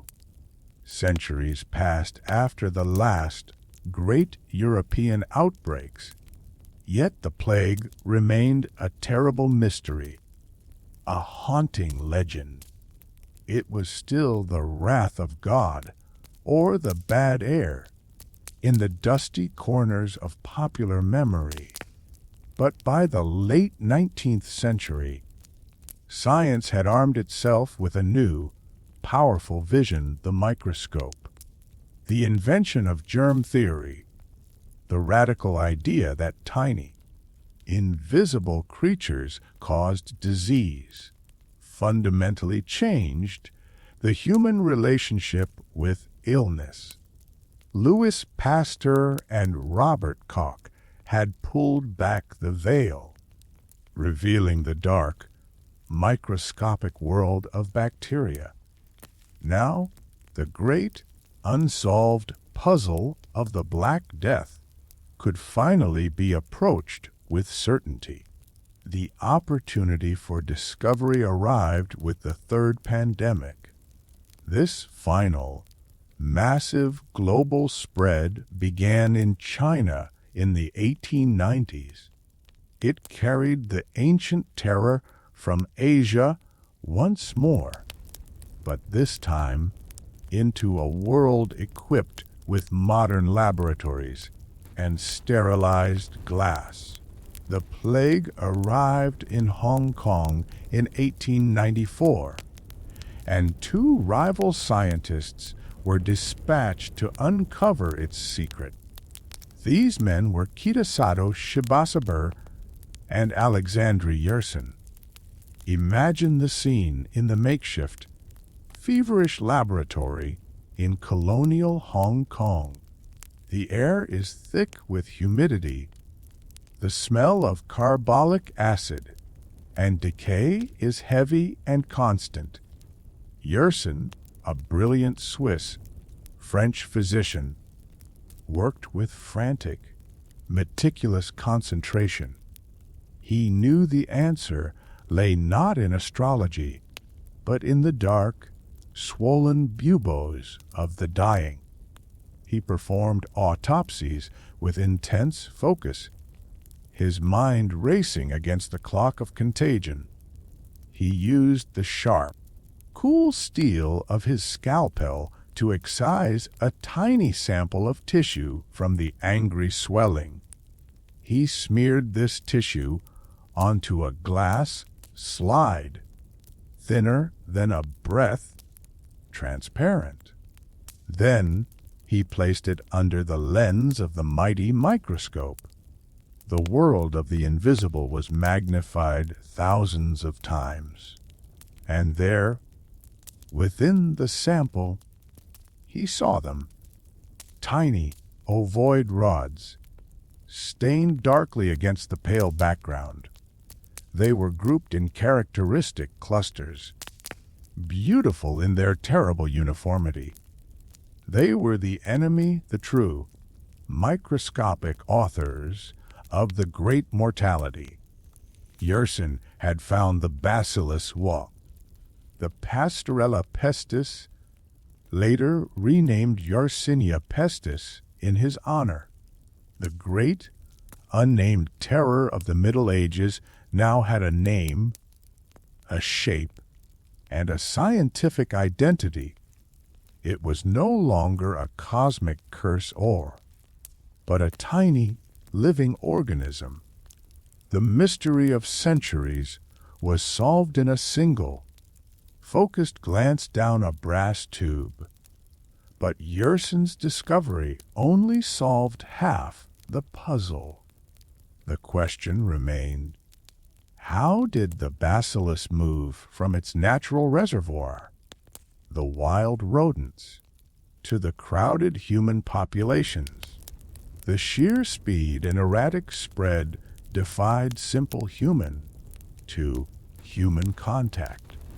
The doctors knew that touching the sick was dangerous, but it did not explain the sudden, random outbreaks.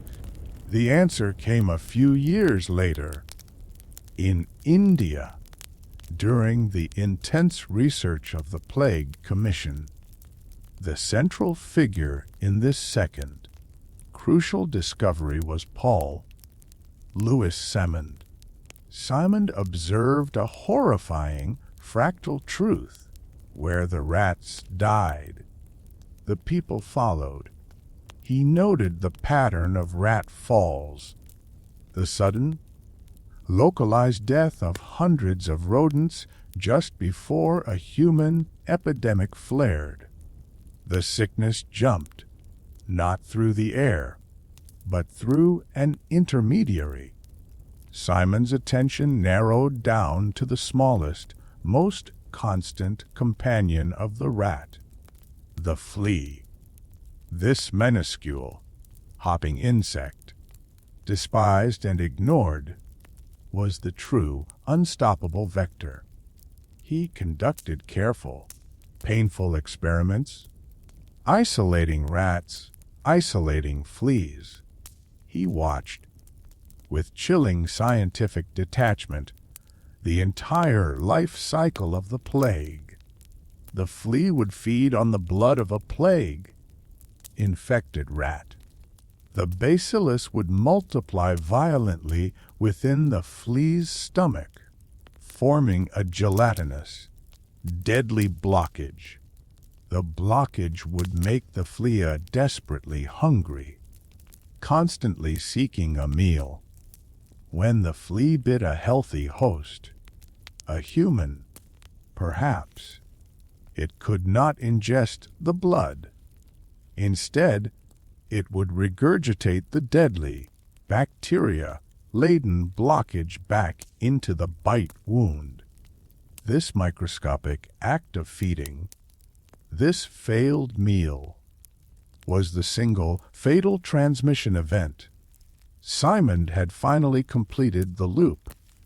Rat, flea, man. The Great Mortality was not the will of God, but a simple, terrible biological chain reaction. The invisible enemy was revealed to be a tiny creature, jumping only inches, but changing the history of the world. This revelation brought a profound sense of closure to the centuries of terror. The fear of the miasma, the noxious, unseen air, was replaced by the fear of the flea, a definable, addressable enemy. The mystery was gone, replaced by a harsh, concrete biological fact. The world could now fight back with precision. Instead of praying, they could use pesticides. Instead of burning aromatic herbs, they could eradicate the rat populations. The focus shifted from the heavens to the drains, from the soul to the sewer. The great, chaotic fractal of the medieval plague was finally understood as a clean, predictable mechanism. We pause now, in the sterile, bright light of the laboratory. Look down the barrel of the microscope with Yersin and Simond. See the tiny bacillus, the source of all the sorrow and all the cultural change. Feel the immense weight of historical mystery lift away, replaced by the certainty of scientific truth. The knowledge gained was not instantaneous salvation. The third pandemic continued for decades, killing millions, especially in Asia. But the foundation for control and eventual defeat had been laid. The development of antibiotics in the 20th century provided the final, decisive weapon against the bacillus. The plague was stripped of its terror, reduced to a treatable disease. It remains with us, lurking in wild rodent populations globally still a danger, but it no longer holds the terrifying existential power it once did. The difference between the 14th century and the 20th century is vast. In the 14th century, the afflicted died isolated and confused. Their symptoms were a demonic puzzle.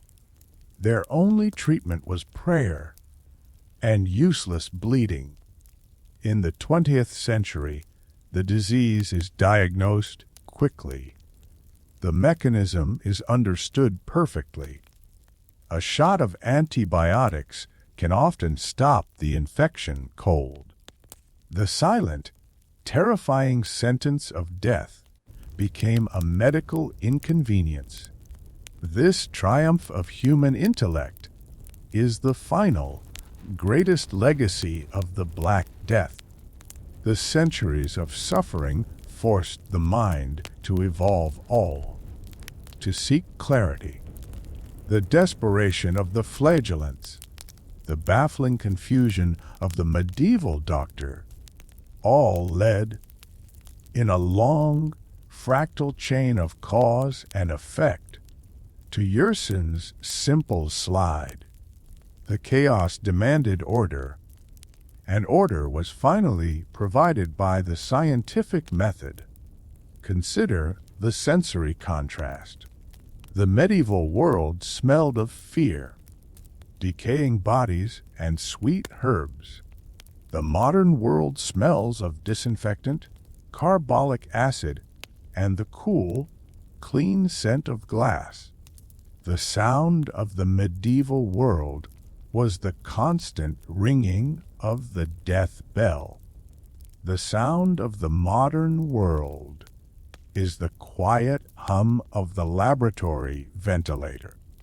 The sight of the medieval world was the bubo, the black token. The sight of the modern world is the bacillus, tiny and contained on a slide. The plague itself did not change. The bacterium remained the same deadly rod. What changed was the human capacity to see, to name, and to understand.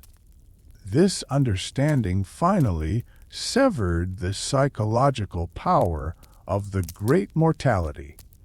The great shadow was chased away by the bright, focused beam of science.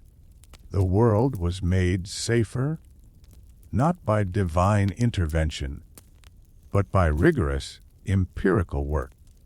The plague taught humanity its own immense capacity for observation. It taught us that the greatest dangers are often the smallest and the most easily missed. It taught the vital lesson of public health and hygiene. It taught the painful necessity of global cooperation to track and stop disease. The Black Death is a history lesson written in blood and fear. But its final chapter is one of quiet, intellectual triumph.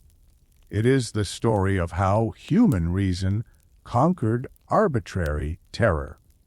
We can finally close the historical loop now. From the unseen plague on the Silk Road to the isolated bacillus on a glass slide, the journey is complete.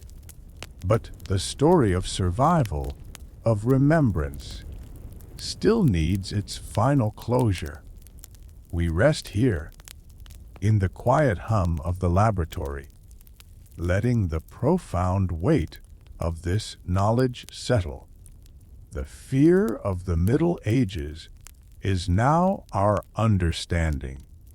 The questions of the 14th century have their answers in the 19th. This is the peace that comes with certainty. Sleep now, knowing that the chaos has been categorized. The invisible killer has been named and seen. This is the quiet truth of history.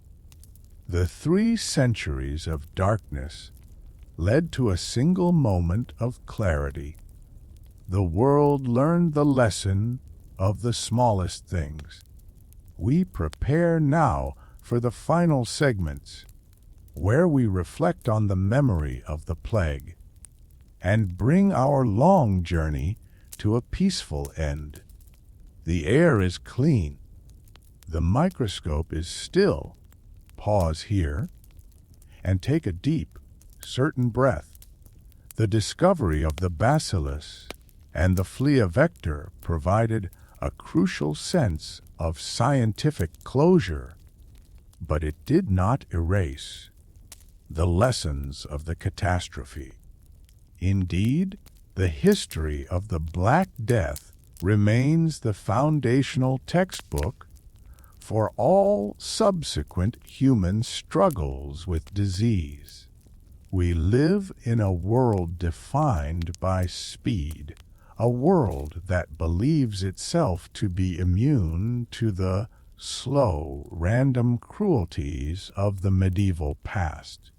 But the microbe does not respect speed, or technology, or national borders. The invisible enemy still operates under the same biological rules it did 7 centuries ago. The primary lesson remains the same. The great vulnerability lies not in the pathogen, but in the human network. Think of the vast, intricate web of our current world, a true fractal marvel of connectivity.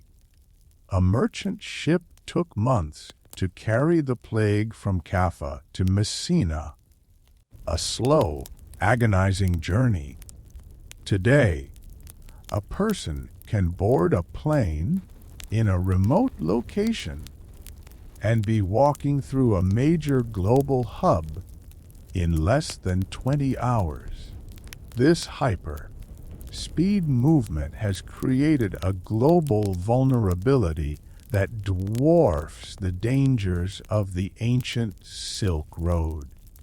We have magnified the risk by condensing time and distance. The modern airport terminal is the new Kaffa, the unintentional, efficient delivery system for the next global shadow. Imagine the sensory overload of a vast, modern terminal, the metallic scent of jet fuel, the hum of electricity, the constant, low roar of thousands of hurried voices, every shared handrail, every recycled breath of cabin air. Every moment of proximity is a potential point of exchange. A single sneeze in one continent can become a worldwide crisis within days. The ancient wisdom of quarantine, the painful lesson of separation, suddenly returns with fierce, modern relevance. The need for accurate tracking, for transparent communication, for organized public health response. These are the direct, undeniable inheritances of the Black Death's terrible teaching. We are often quick to forget the past, however, blinded by our technological arrogance. The psychological patterns of the 14th century are startlingly alive beneath the veneer of modernity. When a new threat emerges, the irrational human responses reappear with chilling predictability. The panic buying, the sudden, aggressive surge of fear that drains shelves and isolates communities. The scapegoating returns, the desperate, primal need to find a visible human enemy for an invisible biological threat. We saw the swift return of paranoia, the distrust of authority, the collapse of communal responsibility into fearful, individualized survival. The human spirit, when confronted with existential terror, still fractures along familiar, tragic lines. The fear of the unknown is the true, enduring constant of history. The Black Death taught us that rationality is a hard, won defense, not a natural state. And the plague bacillus itself, Yersinia pestis, has never truly retired. It remains active in its ancestral home, residing in the wild rodent populations of Central Asia, Africa, and even the high plains of the American Southwest. The bacterium lies dormant, waiting for the right confluence of factors: climate change, human encroachment, or ecological instability. It is a reminder that the world is inherently wild on, and that our mastery over nature is always partial, always conditional. A simple change in weather patterns, a shift in the wild rat's habitat, and the ancient terror can be awakened. It is a constant, subtle whisper of danger in the background of our industrialized lives. We must remain vigilant, not out of medieval superstition, but out of modern, scientific awareness. The most profound lesson of the plague is one of human resilience and reformation.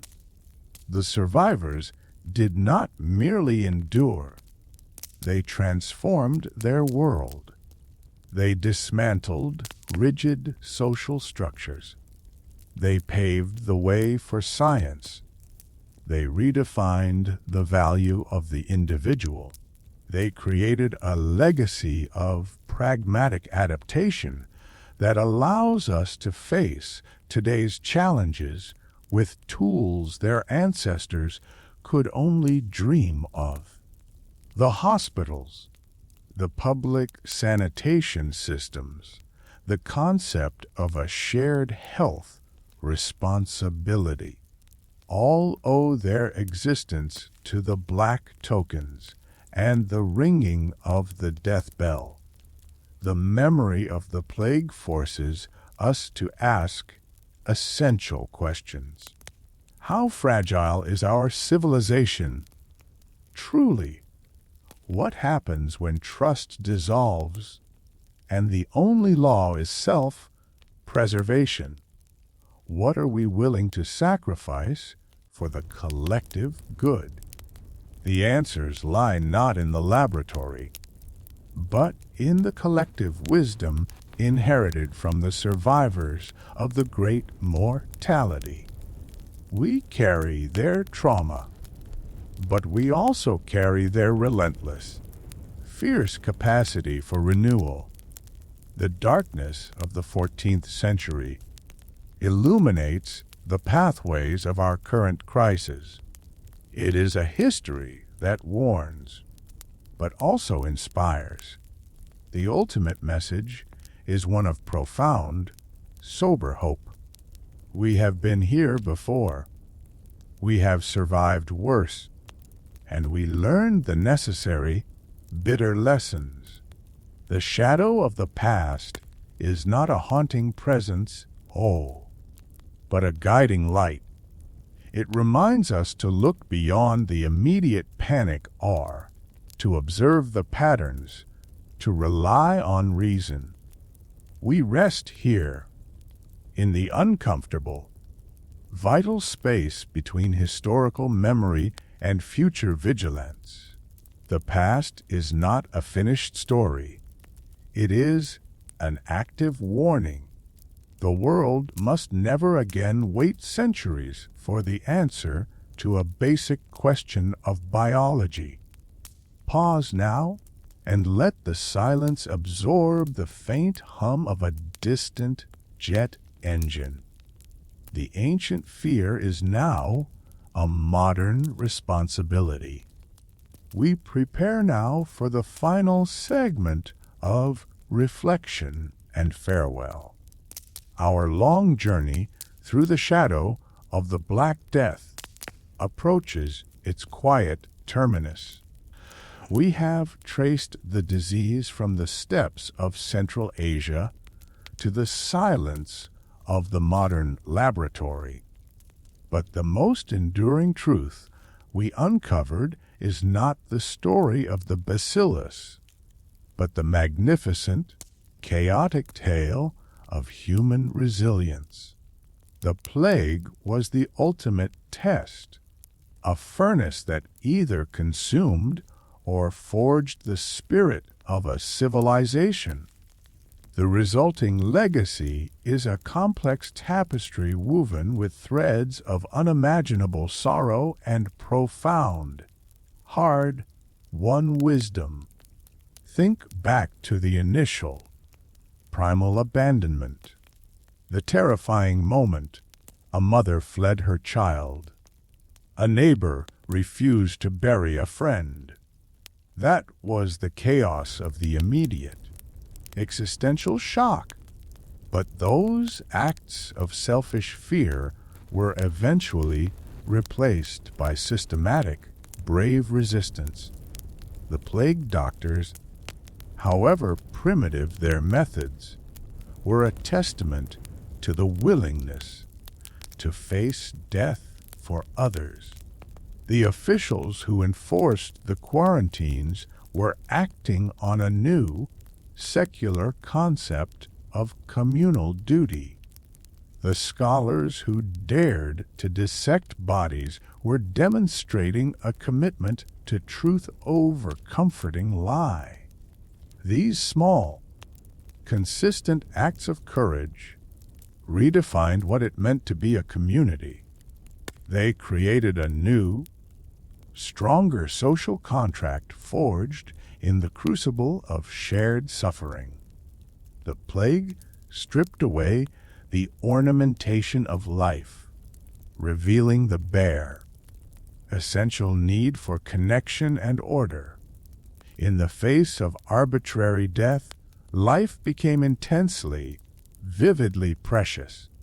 The Renaissance, with its explosion of art, architecture, and human achievement, was a massive, collective affirmation of life's value.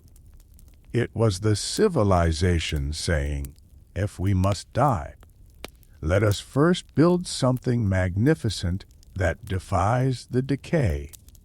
The great domes and soaring arches that rose across Europe were physical monuments to this defiant spirit. They were built by the descendants of the survivors, hands that knew the price of labor and the fragility of existence. Every brushstroke, every measured calculation of geometry was a quiet, potent act of humanism. The beauty born from the ashes was perhaps the most beautiful art of all. It was a synesthetic celebration, the vibrant color of the fresco replacing the dull gray of the plague pit, the triumphant music of the new era replacing the monotonous clang of the death bell, the structural changes, the rise of the laborer, the seeds of democracy. These were not planned revolutions. They were the organic, slow motion consequence of emptiness. The common man, armed with new economic power, began to see his own worth, his own right to agency. This was a beautiful, chaotic unfolding of individual potential. The history of the plague is, in this sense, a history of accidental liberation. Freedom was not granted by kings. It was delivered by the microscopic hand of Yersinia pestis. Oh, and the memory itself? The chronic anxiety that lasted for centuries also served a vital purpose. It taught Europe the necessity of foresight, the concept of the long game in public health, the need to invest in infrastructure today for a threat that might arrive 20 years hence. This long-term, sober vigilance is the finest, most enduring legacy of the Black Death. It is the recognition that the future is not promised, but must be actively defended. We carry that quiet vigilance still in our hospitals, in our health boards, in the very structure of our governmental responses to crisis. The shadow has passed too, but the discipline remains. We now stand at the final edge of this historical meditation. We have seen the worst of humanity, the abandonment, the fanaticism, the scapegoating. But we have also seen the best, the determined intellectual effort, the emergence of systemic compassion, and the creation of lasting beauty. The Black Death was an inflection point, a hinge upon which the medieval world turned toward the modern. It forced a terrifying acceleration of societal change. The survivors became the architects of a new world, one that was more empirical, more socially mobile, and ultimately more valuable to the individual. We leave the noise of the plague years now, the terror and the chaos. We rest in the profound, quiet gratitude for the resilience of those who endured. Their pain became our knowledge.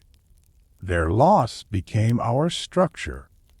Their despair became our science.